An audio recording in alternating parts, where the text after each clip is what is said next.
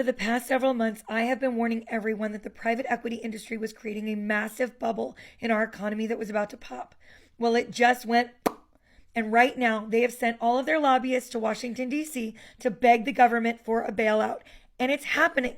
Donald Trump and his administration are issuing an executive order that will take $12 trillion of your retirement savings, not taxpayer money, your money, and it will bail out not only the private equity industry, but their biggest investors. They're going to bail out Harvard and Yale and every billionaire investor private equity is about to grift. Let's get into it. That's right, everybody. Trump is set to issue an executive order that will open the floodgates and allow private equity funds to access and tap $12 trillion in 401k holdings in America. And the same people that control your 401ks have debt that is stuck with private equity right now, giving them poor returns and in desperate need of a capital infusion. No conflict of interest here, everybody. Just look the other way. Private equity is in big trouble. They need a bailout fast, and you are their only hope. But don't worry. Don't worry. It's going to be good for you. It's going to be the deal of a lifetime for you. That's right. Harvard and Yale, they're trying to sell their private equity funds and no one will buy them. But if you help buy them, you're going to get 1,000% windfalls. 1,000% windfalls in a day. Because definitely, if the wealthy had a chance to make 1,000% windfalls, they would absolutely be sharing it with you. They wouldn't keep it for themselves.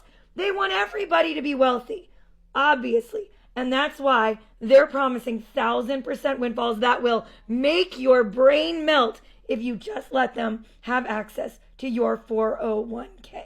So how did we get here? Well, over the last 30 years, private equity as a sector has been able to run roughshod over the entire American economy. They have strip mined every single industry with unmitigated access and absolute clearance by every single politician. They have paid to clear the runways and give them clear skies to do whatever they wanted to do to the American economy.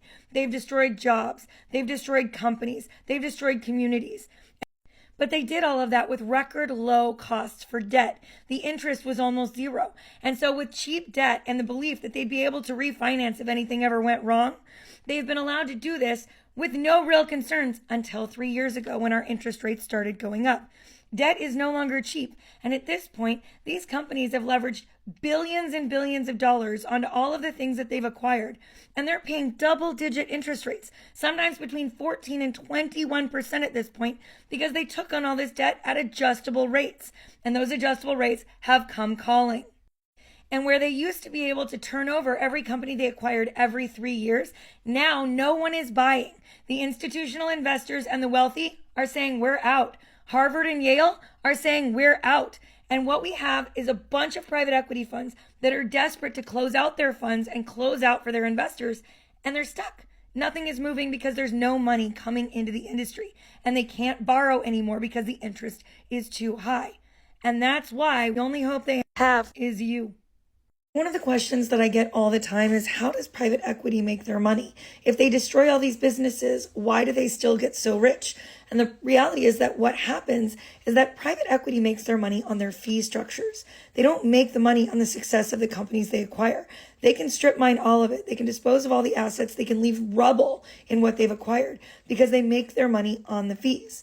Whereas a typical 401k, you would pay maybe 0.5% or like maybe 0.6% of your investment in fees.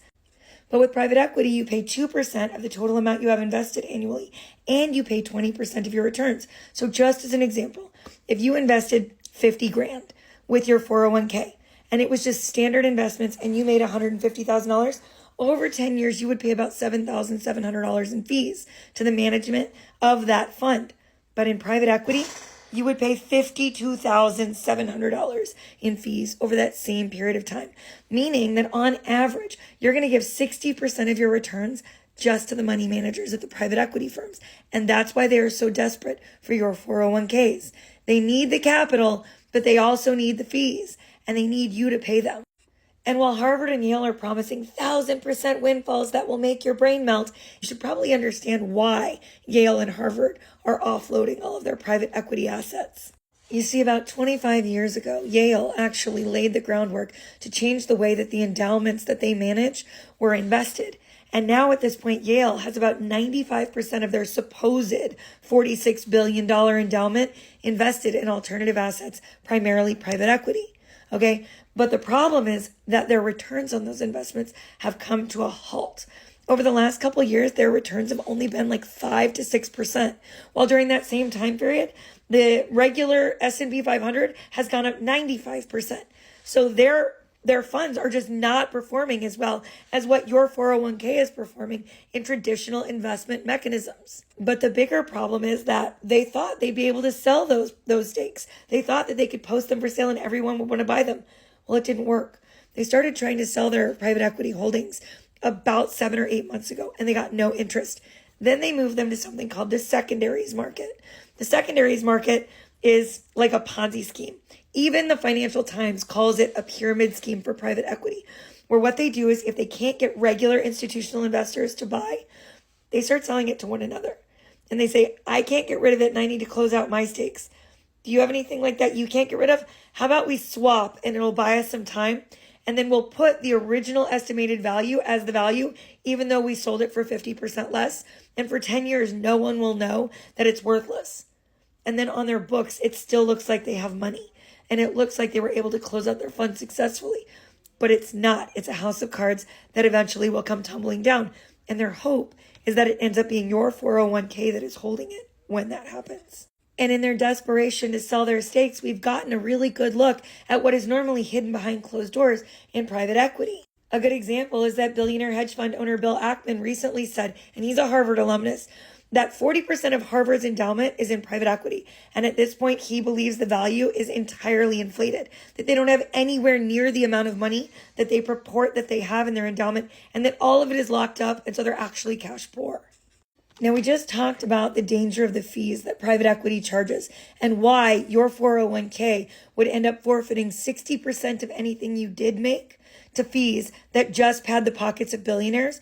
But I want to give you a real world example of what that looks like. Okay, right now it is estimated that Yale is paying $1.23 billion a year in management fees for their private equity investments while only getting 5.3 to 7% returns. That is an asinine figure when all of their money is locked up and overstated. And right now it is estimated that Harvard, with only 40% of their endowment in private equity, is paying $1.48 billion a year just to manage the funds that are not performing, that they cannot sell and cannot get rid of, which is making them cash poor, and they are losing their ability to move within their own financial mechanisms right now. Historically, the average holding period for any asset that private equity acquired was approximately 3 to 4 years. That means every 3 to 4 years, they would flip it to the next schmuck, they would stack it with more debt, and they would get out clean with all of their riches. But right now, they're having to hold for 6 to 7 years because nothing has been moving for the last 3 years at all. We've created a $3 trillion backlog in the industry with contracts that mandate that they have to get out and pay their investors with no hope of doing so. The last time that we had this kind of a backlog was just before the 2007-2008 housing collapse. Because they can't get any more capital from institutional investors, they are desperate for fresh sources of capital and dependent basically on securing those needs from us because there's nowhere left to obtain money. And Trump can't risk a public bailout. So instead, he's offering up this workaround that the 401ks and private equity have been desperately lobbying him for.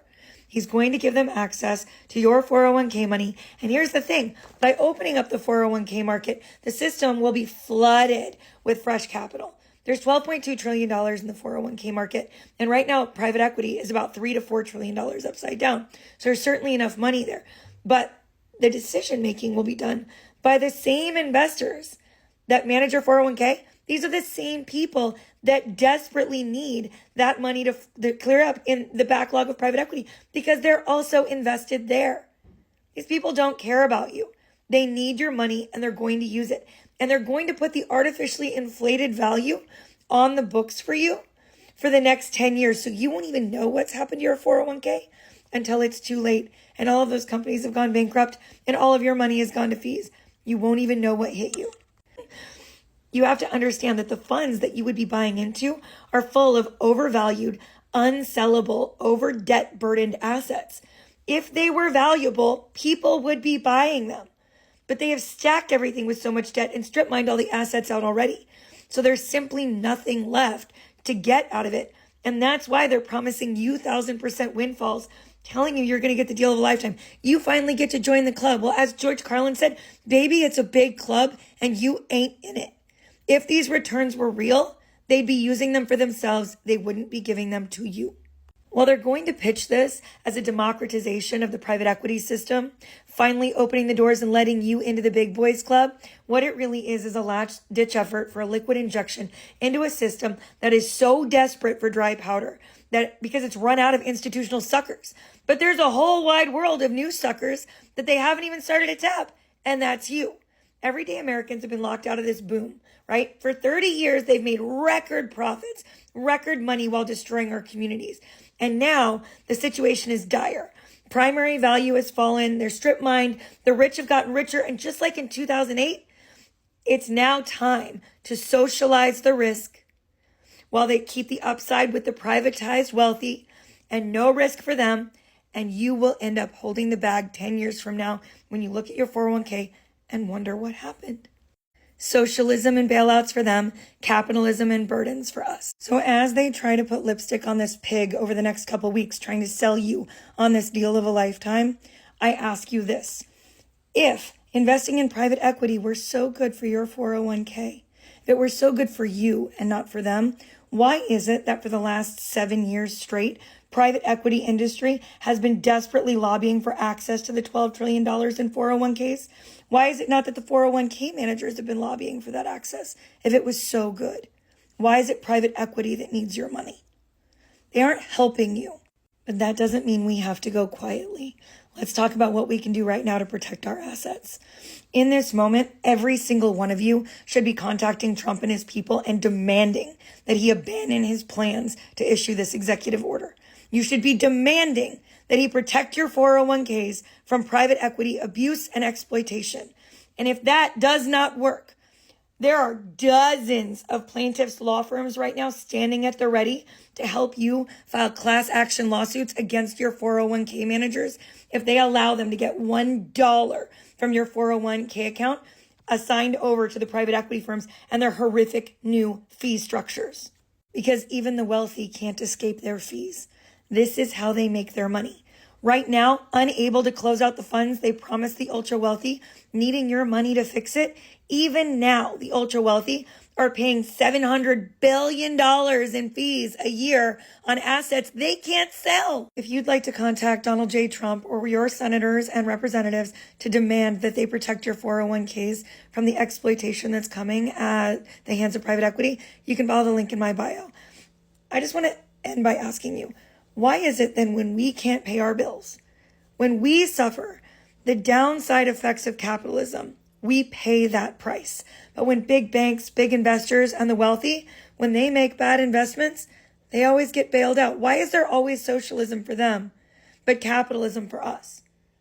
And why is it always capitalism that is the excuse when it becomes corrupted, right? Like, we need to start demanding more. And I'm not advocating for socialism. I'm specifically advocating against it. If a company makes a bad investment, it should fail. If the wealthy make bad investments, they should go bankrupt. And we need to protect ourselves and our families. If you're new here, my name is Tiffany. We work together to fight private equity and to save small businesses in our community. Today, we're fighting for the little bit of something that we've been allowed to accrue in this wide, wide world of struggle. We are fighting for everything that we have left and the only hope of a future that many, many Americans have at all.